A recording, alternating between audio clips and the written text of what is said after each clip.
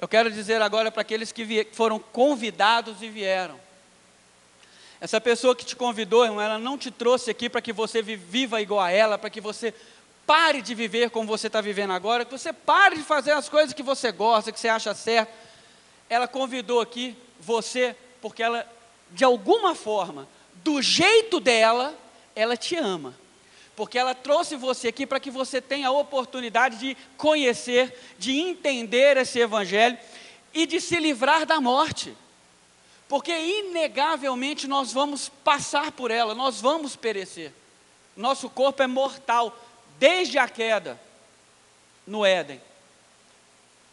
Mas a palavra de Deus diz que aquele que crer em Jesus como Salvador, não precisa, não é que ele tem que mudar de atitude, que a partir daí ele é salvo. Ele precisa crer, e nesse momento, o problema dele com Deus, o problema dele com a eternidade, o problema dele com o inferno, está resolvido de uma vez por todas.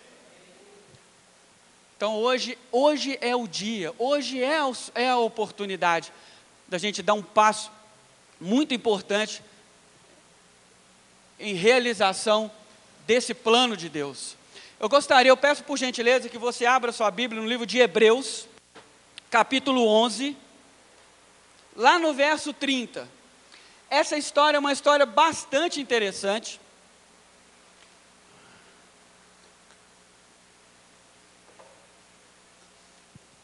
E é importante a gente entender o que está por trás disso, o que a Bíblia tenta nos explicar, o que ela tenta revelar para a gente através dessa história. O Velho Testamento, Hebreus 11, 30. O Velho Testamento nos serve de ensino, porque o Velho Testamento nós podemos entendê-lo como um ensino, uma sombra, uma analogia, um exemplo do que acontece no mundo espiritual, que vai acontecer no futuro.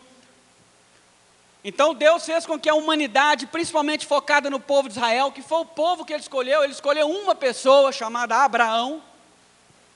Ele falou para esse Abraão, olha, eu preciso de um povo, porque é através desse povo que eu vou ensinar a humanidade. E eu vou começar esse povo através de você, Abraão. Então Abraão teve um filho, que depois teve seu filho, que tiveram vários filhos, e que foi crescendo e se tornou o povo de Israel. Aí a gente acaba entendendo por que Israel é tão odiado, é tão atacado, por que todos os inimigos em volta de Israel querem destruir Israel, por que judeu foi tão perseguido.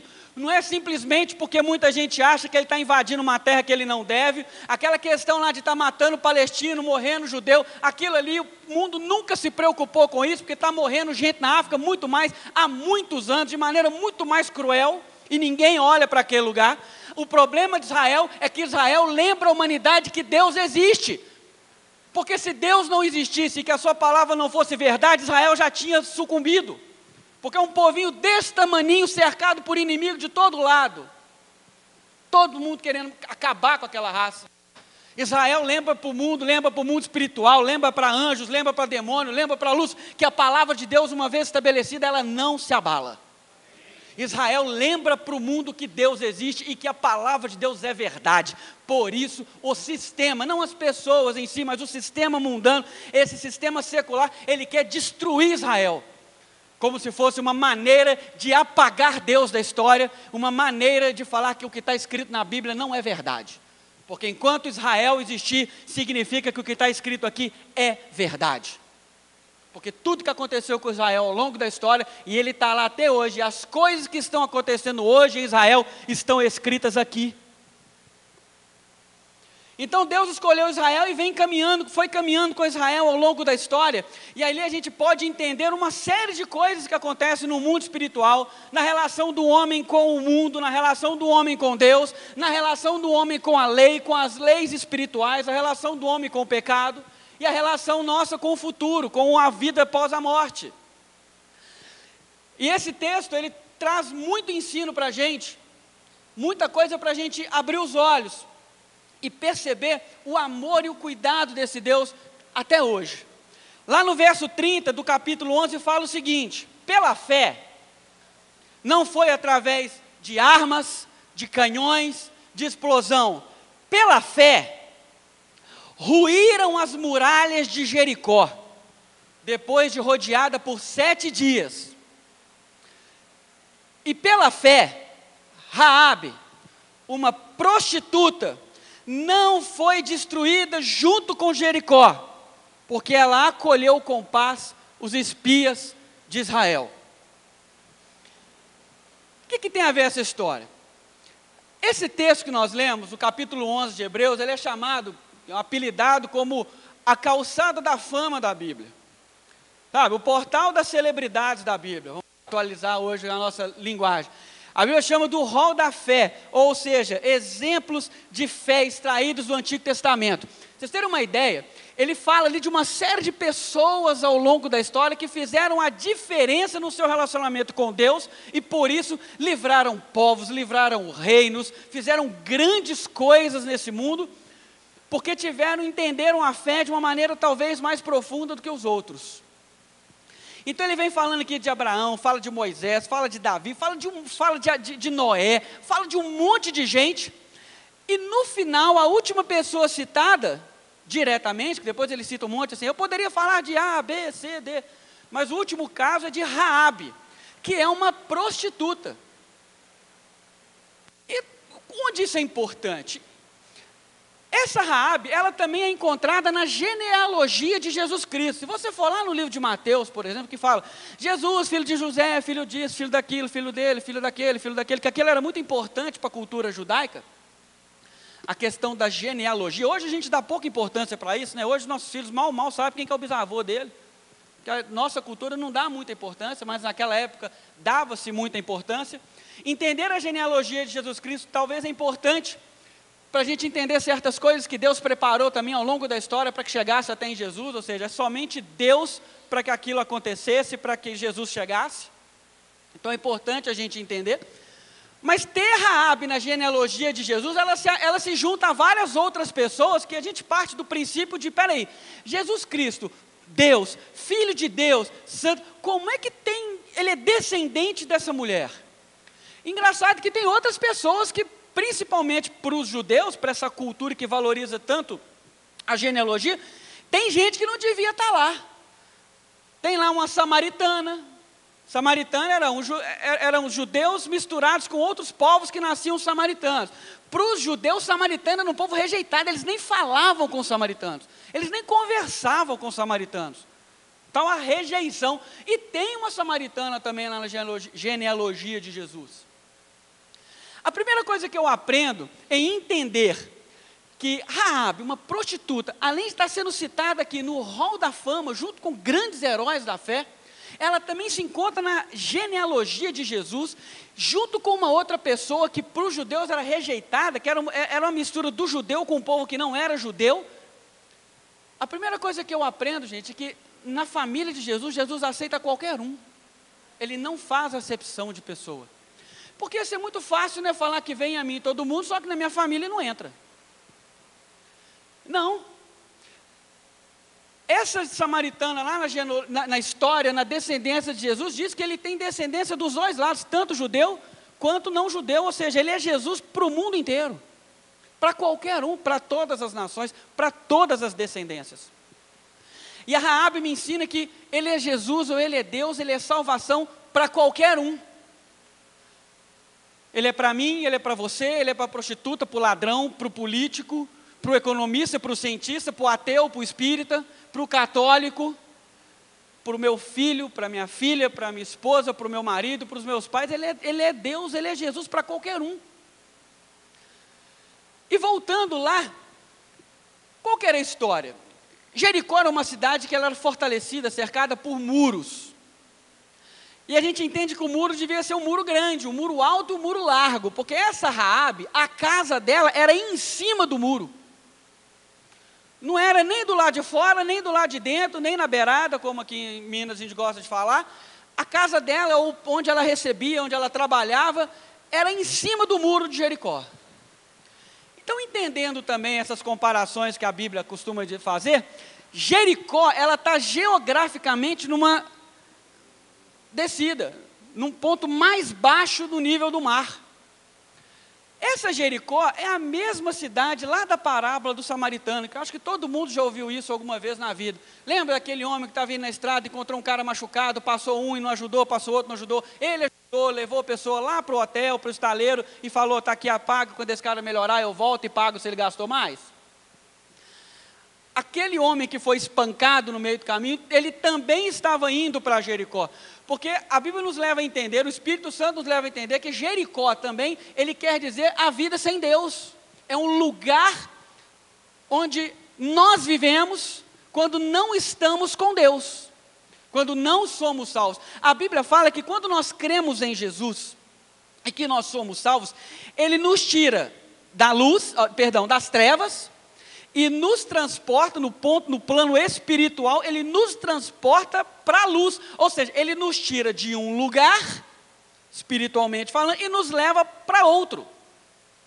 Quando nós não cremos, nós não somos salvos, e a palavra é exatamente essa, e talvez muita gente deve estar se perguntando, e eu preciso ser salvo de quê? Mas quando nós não somos salvos, é como se vivêssemos em Jericó. O exemplo que a Bíblia nos dá de entendimento é esse. Jericó cercado por muros, começa um murmurinho lá dentro da cidade, que é o seguinte, está vindo um povo se aproximando da gente, que era o povo de Israel, que onde eles estão passando, eles estão vencendo todos os inimigos dele. Eu já escutei muito falar que como o nosso Deus é sanguinário, porque na Bíblia, no Velho Testamento, é muita guerra, muito sangue, muita espada. Mas se você for entender a história, o que Deus falou para o povo? Eu vou tirar você agora do Egito, eu vou libertar você e vou te mandar para a terra onde você vai viver, que é lá onde Israel está hoje. Só que você vai ter que caminhar até lá. Até aí tudo bem. Só que no meio do caminho tem um monte de povos que você vai ter que passar, dentro ou perto, ou em volta. E o que acontecia? Vinha aquela multidão. O que os outros povos pensavam? Opa, peraí, tem um povo peregrino, nós vamos roubar esse pessoal. Matar os soldados, roubar ouro, roubar gado, roubar as mulheres. Israel tinha que negociar. Vem cá, eu estou passando com o meu povo aqui, que eu estou indo para o lado de lá, não tem nada a ver com vocês aqui, eu posso passar pela cidade aqui por dentro? Tiveram cidades que falaram, beleza, está aqui, eu passo aqui a avenida, sai do lado de lá, foi embora. Teve cidades que falaram, não, aqui você não passa, e nem em volta, nem do lado nenhum. Por quê? Ou ela estava na intenção de roubar, ou ela não confiou em Israel, achando que não, eles estão arrumando uma treta ali para poder acabar com a gente, guerrear com a gente. Então, eles tinham que guerrear. A diferença na guerra era que Deus estava com Israel, e Israel estava cumprindo um propósito de Deus, ou seja, Deus dava vitória a Israel, independente do seu inimigo. Israel teve algumas derrotas? Teve. E os momentos que Israel não conseguiu vencer os seus inimigos, era o momento em que Israel estava em desacordo com a vontade ou com a orientação de Deus. Então, quando o povo ia para a guerra, e que ele começava a ver, caiu soldado, caiu mais soldado, nós estamos perdendo a guerra, o pessoal recuava e falava, gente, então tem alguma coisa errada em Israel, porque nós estamos perdendo a guerra. Significa que Deus está deixando que a gente vá sozinho e não está indo com a gente. Isso é uma boa lição também a ser aprendida. Significa que na vida nós vamos passar, enquanto a gente estiver nessa trilha aqui, até chegar onde a gente tem que chegar, a gente vai passar por lutas como a gente passa o tempo inteiro. Agora, existe uma diferença importante entre eu passar por uma luta debaixo da vontade ou da orientação de Deus ou fora dela. Porque fora dela eu estou à minha mercê. Eu tenho que usar a minha inteligência, os meus recursos, a minha força, meu dinheiro, aquilo que é meu natural. Quando eu estou com Deus, às vezes, nos momentos em que os meus recursos não conseguem resolver o meu problema, é quando Deus vai resolver o meu problema. Ontem eu estava conversando com a minha cunhada, que ela estava me contando que ela grávida de 6 meses, ela entrou no hospital morta e saiu do hospital com o filho dela nos colos, e ontem ela estava dando graças a Deus que o menino vai completar 1 ano, e ele não tem nenhuma das sequelas. Ele ficou 57 dias internado na UTI neonatal, sem sequela nenhuma. É porque ela passou por isso com Deus. Porque os médicos falaram para o marido dela, nós vamos tentar salvar a sua esposa, porque ele estava preocupado com o menino, porque ele não sabia da gravidade dela. Então, na ignorância dele, como é que está o menino? Ele falou, cara, seu menino está lá no UTI, precisa preocupar com ele não, vamos tentar salvar agora a sua esposa. E ela, como enfermeira que é, neonatal, cansou de ver aquela situação, ela estava lá sendo operada, no momento ainda que ela estava com uma boa parte consciente, a cabeça dela estava lá no menino, porque ela sabia que é sequela, é problema de visão, é problema de má formação, etc.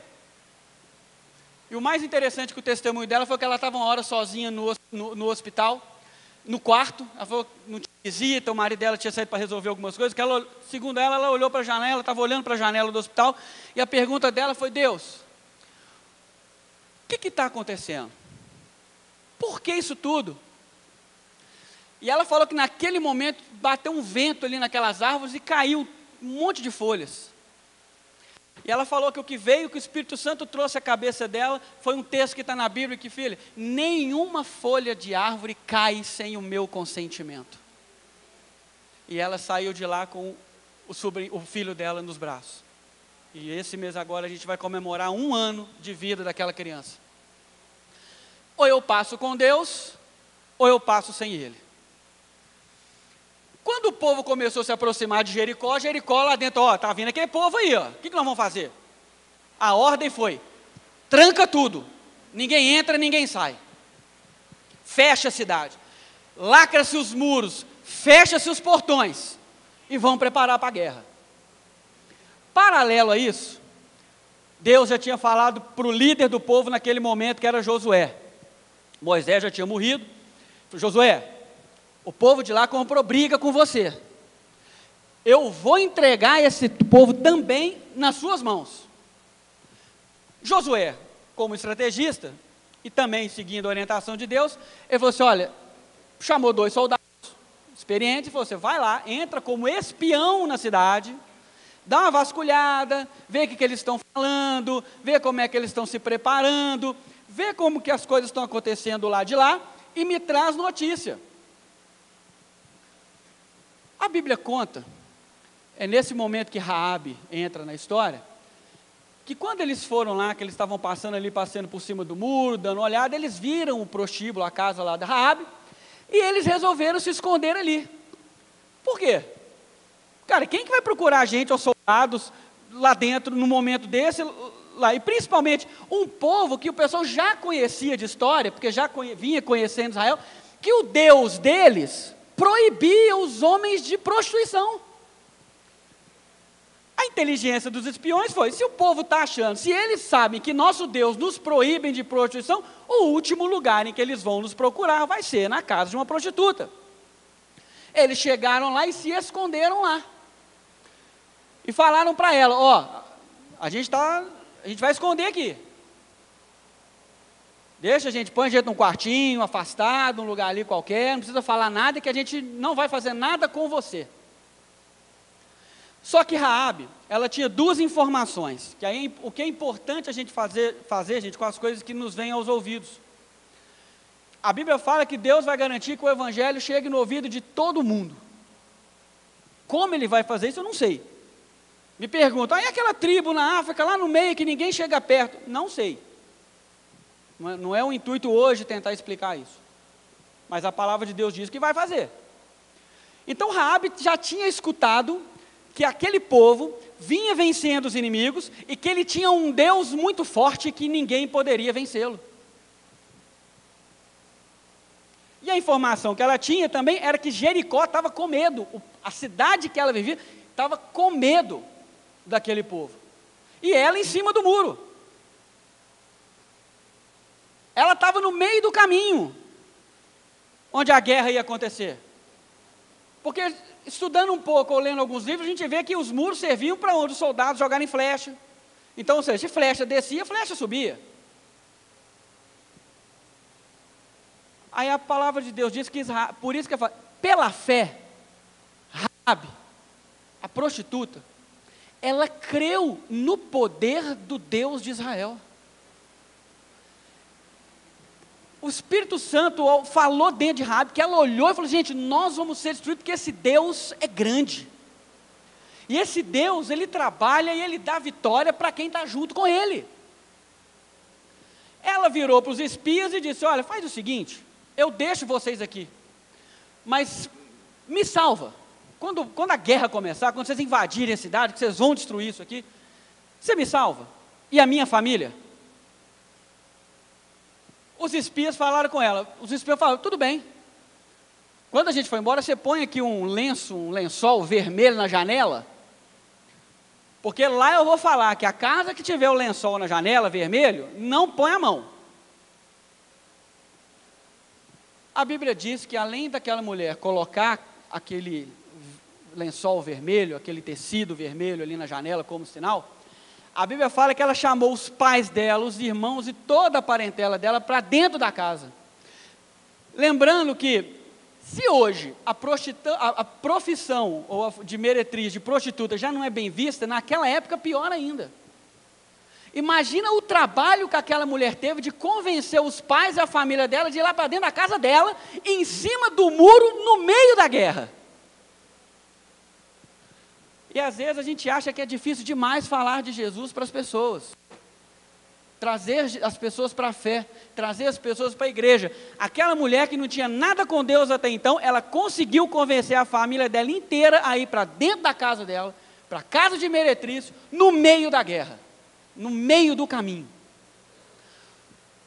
Da mesma forma que as pessoas que convidaram você para vir aqui até hoje. Eu não sei qual a batalha que cada um... As pessoas falam com a gente: nossa, Carlos, eu quero falar, sabe, eu quero convidar, mas é tão difícil, porque é oportunidade que não tem, é gente que não nos escuta, é gente que não dá valor, é gente que acha que não quer envolver com isso, é gente que não gosta da gente. Eu sou tímida demais, então é difícil de eu chegar e falar com alguém, eu não sei o momento. São muitas as dificuldades para a gente tentar levar a palavra de Deus para alguém. E a única coisa que Raabe queria não era fazer de si mesma ou da família dela israelita. Ela não queria. Ela deve ter falado para a família dela o seguinte: não, eu não quero que a gente vire israelita, eu quero que vocês venham para casa, porque eles vão nos salvar, eles vão passar direto e a gente não vai morrer. Sabe outra coisa interessante que a gente percebe? É que os israelitas, os espias, quando falaram com ela: tudo bem, a gente salva você, a gente livra você, você põe aqui o lenço, eles não falaram para ela também o seguinte: ó, então você vai largar a vida de prostituição, você vai trocar essa roupa, você vai mudar essa decoração aqui, você vai pintar essa casa, aí depois que você mudar de vida, mudar de roupa, pintar a casa, aí eu te salvo. Eles não falaram isso para ela, não. O que a gente aprende com isso? Querido, que quando eu ou você chegarmos diante de Deus, chegarmos em Jesus e falar: ô Senhor, eu preciso de você, Ele não vai falar para você: corta seu cabelo, muda sua roupa, muda o time de futebol, para de frequentar o que você está, para de assistir o que você está assistindo, vem para a igreja, veste igual crente, debaixo do braço. Ele não vai falar isso com você, irmão. Ele vai falar: vem, eu te salvo, vem, que eu te ajudo. Porque a palavra de Deus diz, e essa não pode mentir, que é o desejo de Deus que todos se salvem. O que Ele não vai fazer é botar o lenço vermelho no seu pescoço, como os espiões não colocaram o lenço vermelho na janela dela. O que os espiões não fizeram foi ir caçar a parentela dela toda para poder levar lá para dentro de casa. Quem fez isso foi ela. O que Deus não vai fazer é levantar você, sacudir você da sua cama, de uma maneira poderosíssima, levar você até o banheiro, vestir a sua roupa e trazer você para cá, contra a sua vontade. Isso Ele não vai fazer. O que Ele vai fazer para você existe uma guerra espiritual acontecendo, e você está no meio do muro, porque estar no meio do muro também significa: eu não estou nem num lugar e nem no outro, eu não tomei nenhuma decisão e nem outra. Sabe aquele dia: não, eu gosto de... Não, Deus é bacana, acredita em Deus, Deus é força, Deus é luz, Deus é tudo. Todos os caminhos levam a Deus. Nossa, eu tenho muita fé. E acaba por aí. Não tem relacionamento com Deus. Crer, sabe que Ele existe. Crer, saber que Ele existe, já viu essa frase? Que até o diabo sabe, até o diabo crê. Eu vou falar para vocês um negócio que é mais engraçado ainda. Vocês sabiam que o seu cachorro, Ou aquele gato que às vezes a gente vê passando na rua, aquele rato que quando a gente vê passando dentro de casa, que a gente põe veneno, você sabia que aquela criatura sabe que Deus existe? Porque a Bíblia fala que todo ser que respira, louve ao Senhor. A Bíblia fala que toda a natureza glorifica a Deus. Então aquela samambaia que você mantém dentro de casa, talvez ela sabe mais de Deus do que você. Porque ao contrário de nós, a samambaia não tem livre-arbítrio, ela não tem vontade própria. Ela não tem a capacidade de tomar decisão. Quem tem essa capacidade somos eu e você. Eu posso falar o seguinte: eu não quero acreditar em Deus, porque Deus me fez assim, com a capacidade de não acreditar nele, de não querer nada com ele, de passar por essa vida resolvendo tudo com a força do meu braço. Aí eu tenho que passar pelas dificuldades da vida, criação de filho, relacionamento com casamento, economia mais ou menos no país, desemprego, doença, decisões importantes que eu tenho que tomar na vida, porque cada decisão importante que eu tomo, eu jogo um monte de outras possibilidades no lixo, e quem garante que eu estou tomando a decisão correta? Mas a Bíblia, que é a palavra de Deus que não pode mentir, ela fala que o coração do homem pode fazer todos os planos, mas a palavra certa, a resposta certa vem de Deus. Mas vem como? Vem de relacionamento. Deus não quer que você creia nele ou acredite que ele existe, porque ele existe, ele é e ponto. O que Deus quer é que a gente se relacione com ele. A história termina da seguinte forma: Deus deu uma estratégia para Israel, Israel resolveu, fez como tinha que fazer, os muros vieram abaixo, Israel invadiu Jericó e arrasou com a cidade. A Bíblia fala que as portas do inferno não prevalecerão contra a igreja de Deus. E uma coisa que é importante a gente esclarecer para quem ainda tem alguma dúvida, é que a igreja de Deus não é essa igreja aqui. Não é a Universal, que a gente está todo dia metendo pau nela por causa das coisas que a gente escuta. Não é a Assembleia de Deus, não é a Batista. A igreja de Deus não é a Lagoinha, não é a Getsemane. A igreja de Deus não é a igreja católica. A igreja de Deus somos eu e você. Uma vez salvos, uma vez cridos em Jesus Cristo e salvos, a igreja de Deus somos eu e você. Então quando a palavra de Deus diz que a palavra de Deus não mente, e ela fala que num dado momento da história, que nós estamos cada vez mais se aproximando, porque tudo que está escrito aqui está acontecendo. Por quê? Porque a palavra de Deus não mente, já está acontecendo. Num dado momento da história, a igreja vai ser retirada daqui. Então quer dizer que o pessoal todo da Ecres vai? Não, é muito provável que muita gente que vem aqui há muitos anos fique. Porque quem vai subir não é quem está entre as quatro paredes, quem vai subir é quem tem Jesus dentro de si, é quem tem Deus dentro de si, é quem creu que Jesus Cristo é Filho de Deus, que Ele é o seu legítimo Salvador, que não existe outro, que não é a sua bondade, a sua justiça, a sua lealdade, a sua fidelidade, não é você pagar todos os impostos, não trair sua mulher, ser um bom cidadão, ser um bom pai, ser um bom filho, não se envolver com coisa errada, que vai levar você daqui para uma vida melhor. Não é. A justiça de Deus é assim. Poxa, então quer dizer que se a Madre Teresa de Calcutá não creu em Jesus, ela vai para o inferno? Queridos, infelizmente vai. Vai igualzinho àquela avó nossa que era um doce de pessoa. Vai igualzinho a maioria das pessoas boas que nós conhecemos. Se essa pessoa não creu em Jesus, porque a única condição é crer. Existe uma mentira que lavou a mente, lavou o cérebro da humanidade, que diz que você vai para o céu se você for bonzinho. Da mesma forma que você ganha presente de Papai Noel se você for um menino bom. Que são os bonzinhos que vão para o céu. Não, gente, tem muita gente ruim indo para o céu porque creu em Jesus. Não teve tempo talvez para consertar a vida. Tem muita gente boazinha indo para o inferno. Por quê? Porque pode ter tido várias oportunidades na vida, mas não fez a única coisa que precisava fazer. Crer em Jesus. Era a única coisa que precisava. Não precisava de mais nada. Aí, exemplificando, todo mundo aqui já ouviu falar num homem chamado Martim Lutero, não já?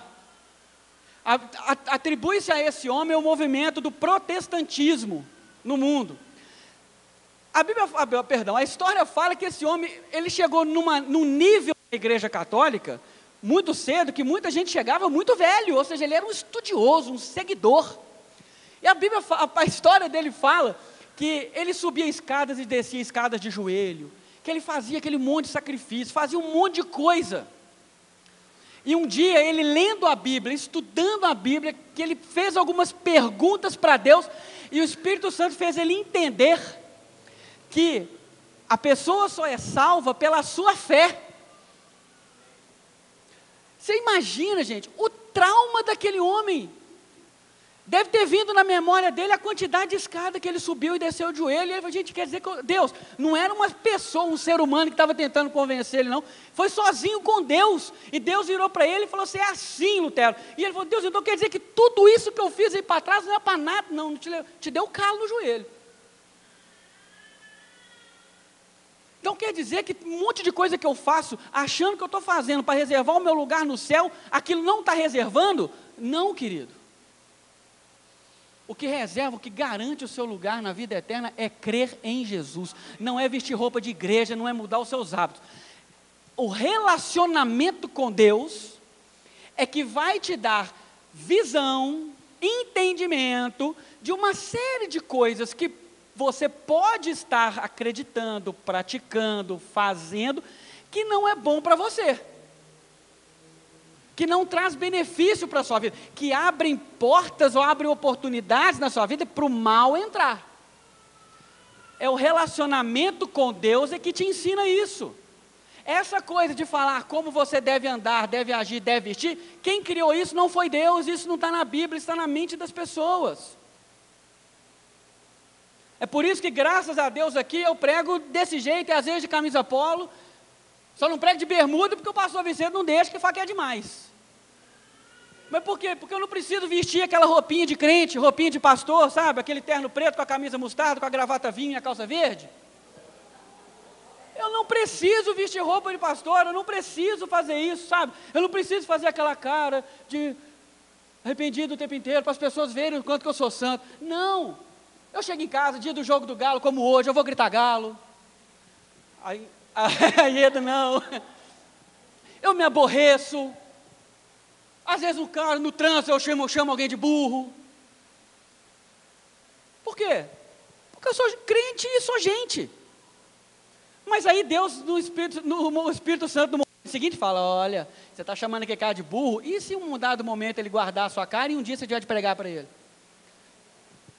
Isso não é bom isso não é bom para você, então para com isso.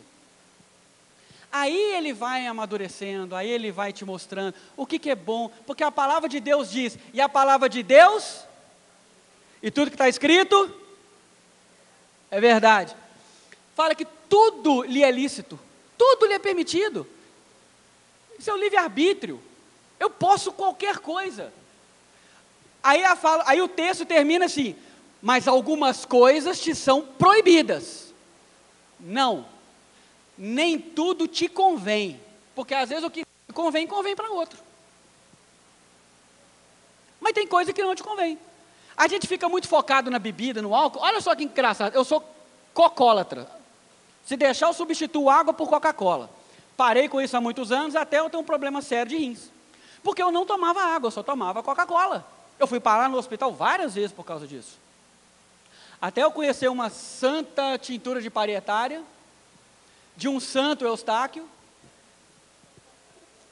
e eu parei com a Coca-Cola, eu nunca mais tive o problema. Mas engraçado, o que a Coca-Cola fez para mim é o que o álcool faz para outros. Não foi o álcool que quase me matou, que me deu um problema sério de rins, foi a Coca-Cola. Ou seja, a Coca-Cola me é lícita, mas tanto a Coca-Cola não me convém. Está claro, gente, ou não? Muita gente ainda está em cima do muro, porque quer tudo de Deus, mas não quer Deus. Quer todas as bênçãos de Deus, mas não quer Deus. Não quer vida com Deus, não quer envolvimento com Deus. É como aquelas pessoas, sabe, muita gente que a gente conhece, eu quero tudo das mulheres, eu só não quero mulher, só não quero casar. Eu quero tudo do dinheiro, eu só não quero trabalhar. Eu quero andar assim, magrinho, mas malhar eu não malho e dieta eu não faço. eu quero tudo de Deus, mas eu não quero Deus. Você vai ficar sem dinheiro, sem mulher e gordo. E sem Deus, no inferno. A palavra do Evangelho é essa. O Evangelho é: Jesus Cristo é Filho de Deus. Morreu aqui na cruz, porque éramos para nós estarmos lá. Só que 3 dias depois ele ressuscitou. Aí ele chegou diante de Deus com o sangue dele e falou: seu Pai, está aqui, ó. Igualzinho no Velho Testamento as pessoas faziam: olha, eu cometi um pecado, eu sei que a minha vida não está legal, eu traí minha mulher, eu não estou pagando imposto, eu roubei o negócio do meu vizinho. Aí o cara batia o peso na consciência, o cara pegava uma ovelhinha, um boi, chegava lá no sacerdote. Olha só que exposição, né? Hoje você entra aqui, não fala com ninguém e sai. Você pode ter acabado de matar um cara aqui, entrado, pedido perdão a Deus e saído perdoado. Naquela época não, você entrava com a ovelhinha lá, todo mundo lá, ao pecado do cara lá. Aí tinha o cara com um boi, aquele ali. Não é assim que funciona? Aí vinha um cara com a pombinha, tá achando que é santa lá. Aí falou o sacerdote: vem cá, tá aqui ó, meu sacrifício, tá aqui o meu Jesus, porque era isso que ele representava naquela época. Tá aqui o meu Jesus. Aí o sacerdote passava a faca, o sangue escorria, aconteciam outras coisas lá que não vem ao caso agora, que era o ritual. Ele pegava aquele sangue, um chumaço lá de alguma coisa, e virava a pessoa e aspergia, pegava o sangue. Então aquele sangue que sujava a pessoa, ela saía de lá santa, com a consciência limpa, que o pecado dela estava coberto. Não estava coberto, estava encoberto, estava lá. Só que o sangue ali em cima tampava. Então quando Deus olhava para aquela pessoa, Deus não via o pecado ali atrás, ele viu o sangue que estava cobrindo. Entenderam?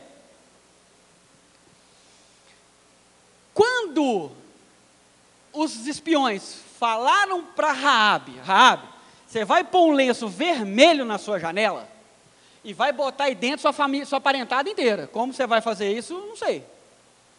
Que quando o poder de Deus passar, representado naquela época, naquele momento, pelo povo de Israel em guerra, quando a justiça de Deus passar, não há clemência na justiça. Se você é de Jericó, por regra, você vai morrer junto.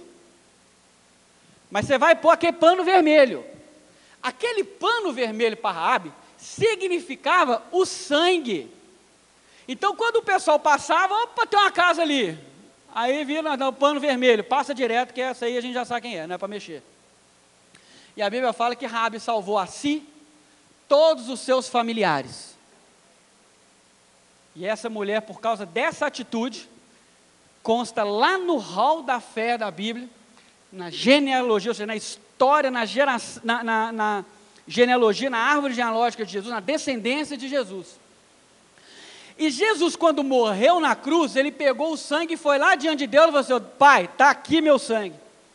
Sabe o que acontece quando você crê que Jesus Cristo morreu, ressuscitou, e que se você crer nisso, e declarar com a sua boca, que é o que está escrito na Bíblia, o que acontece lá no plano espiritual, que você não vê ainda? Acontece que Deus, um anjo, o próprio Jesus, seja lá quem for, pega aquele sangue, vem aqui em você, é naquele momento: Senhor, eu creio em Jesus, e eu peço que o Senhor me salve agora. Nesse momento, sai uma mão, pega aquele sangue e limpa, purifica toda aquela sujeira, todo o pecado, ele sai rasgando, tirando, não é encobrindo, é cobrindo, é tirando, é limpando. A Bíblia fala que o sangue de Deus, ele nos purifica, ele nos limpa do pecado. Aí a gente continua vivendo, só que ficou uma marca em você. Toda vez que você vai pecar, porque você vai pecar, a Bíblia fala: filhinhos, não pequeis, mas quando você pecar, confessa o seu pecado a Deus, não é ninguém lá fora, pastor, que Ele vai te perdoar. Quando Deus olha para você, Ele vê o sangue de Jesus em você. Ele vê o lenço vermelho da janela de Raabe, ele vê o sangue que o pessoal antes matava boi. Só que o sangue de Jesus é uma vez só para nunca mais. Não precisa um sangue, outro sangue, outro sangue, um boi, outro boi, outro boi. Não precisa de mais bois, não precisa de mais ovelhas. Precisa crer. E talvez o problema é esse. É muito simples. Porque se a gente fizesse hoje, se o Evangelho fizesse como a religião fez na história, que um camponês tinha que trabalhar 6 meses para poder pagar o lugar dele no céu, e a igreja naquela época virou como ainda é, virou uma potência econômica, porque o cara estava, independente da vida dele, porque ele comprou um pedaço dele no céu, está pago, ele recebeu lá um símbolo lá, que fala que aqui está minha chave, aqui está meu lote, tá? Todo mundo fazia, todo mundo trabalhava 6 meses ali, duro, e comprava. Por quê? Porque de graça, todo santo desconfia. Essas coisas que as pessoas criam que vêm ao longo da história lavando a nossa mente. Então, de graça, todo santo desconfia. Quando a esmola é muita, o mendigo desconfia. Então, se a fé, se a salvação é só isso, tem alguma coisa errada. Você está querendo é outra coisa. E não é, querido, a Bíblia fala que a salvação é só isso. Mas as igrejas estão lotadas de gente que está jogando dinheiro, dando carro, dando lote, dando cheque em branco. Por quê? Porque é mais fácil para o ser humano comprar do que aceitar de bom grado. E a palavra de Deus diz, e a palavra de Deus não pode mentir, ela não mente, Deus não pode mentir. Para você ser salvo, querido, é só isso. E terminando aquele raciocínio, então quer dizer que se a Madre Teresa de Calcutá morreu e não creu, ela não está salva. Mas se o Fernandinho Beiramar agora, na cadeia onde ele estiver, isso é absurdo na nossa mente, na minha também, mas essa justiça é a justiça de Deus. Se ele crer não é falar da boca para fora, porque, opa, quer dizer que se eu falar eu estou lá? Não. É crer no coração, entender. E quem faz isso, irmão, não sou eu. Não é o pregador nenhum. A Bíblia fala que quem esclarece, quem revela isso dentro de você é o Espírito Santo de Deus. Então, quero dizer para você o seguinte: abre as portas da sua fortaleza, porque quando a gente percebe, a maioria das pessoas percebem o poder de Deus chegando, sabe o que elas fazem? De medo, elas trancam as portas da fortaleza. Elas se fecham, igual Jericó fez. Abre as portas dessa fortaleza, porque se você está começando a perceber que faz sentido o que eu estou te falando, mas existe uma outra voz falando assim: ah lá, ó, você está caindo igual patinho na lábia do cara. Daqui a pouco, está pedindo para você vir aqui deixar seu cheque aqui. Essas, irmãos, são as fortalezas que estão negociando, impedindo que a palavra de Deus entre. Abra as portas dessa fortaleza e creia. Se a palavra que você ouviu hoje está fazendo sentido, é porque o Espírito Santo de Deus, que é uma pessoa da Trindade, que está em operação no nosso meio, nesse sistema secular, não, no nosso mundo, Ele está do seu lado e é Ele que está revelando, falando para você que isso faz sentido. Não sou eu. É Ele que está dizendo: a sua oportunidade é agora. Ninguém vai pedir para você mudar o seu penteado, mudar a sua roupa. Ninguém vai pedir para você parar de fazer as coisas que você faz, que, é pecado. Raabe só precisou crer e obedecer. No caso dela, a obediência foi: ponha o lenço. No seu caso aceite Jesus. Creia nele. Isso significa que Deus, Ele vai aceitar você do jeito que você tiver. Porque sabe outro pensamento que é muito, muito comum nas igrejas? É assim: eu não estou preparado. Uma prostituta estava? Sério? Eu não mereço. No nosso julgamento aqui, cidadão, vamos deixar a Bíblia de lado. Ela merecia? Ela não tinha que consertar a vida dela, mudar um monte de coisa, para depois tentar se aproximar de Deus de alguma forma? O que a palavra de Deus está dizendo, irmão, que você nunca vai merecer e não tem nada que você faça que você vai estar preparado. Nada. O que a palavra de Deus está dizendo é que Deus sabe disso e sabendo disso, Ele resolveu o problema com o homem, não precisou que a gente fizesse, Ele resolveu. O texto diz o seguinte: porque Deus amou o mundo de tal maneira que Ele deu o seu Filho, para que todo que crer nesse Filho não morra eternamente, que significa o inferno, mas tenha uma vida eterna, que é viver com Deus. Vamos nos colocar de pé? Eu peço por gentileza que você feche os seus olhos e que o Espírito Santo te ajude. Em nome de Jesus, o Espírito Santo te ajude agora a jogar por terra todas as fortalezas no seu entendimento que impeçam você de entender essa palavra. Que o Espírito Santo te ajude a cair por terra toda fortaleza, todo muro que impeça o seu coração de ter esclarecimento, o seu espírito de ter esclarecimento sobre essa palavra. Que em nome de Jesus você abra as portas, não é para mim, não é para essa igreja, você abra as portas para Deus começar a relacionar com você. Porque viver nesse mundo sem Deus, irmão, é impossível. E o pior de tudo, a gente ainda dá um jeito. A frase diz: só não tem jeito para a morte. O que a gente está pregando hoje é que até para a morte tem jeito. A nossa preocupação não é o jeito como você vai viver aqui na terra, é como você vai viver depois daqui. E a única garantia que se tem da vida após a morte é viver com Deus. Você não precisa esperar estar com 80 anos de idade, caquético, mal andando, num leito de hospital, morrendo de medo de morrer, para poder crer numa última tentativa de conforto. Você pode tomar essa atitude agora. Que o Espírito Santo de Deus esteja junto com você, abrindo as portas do seu coração.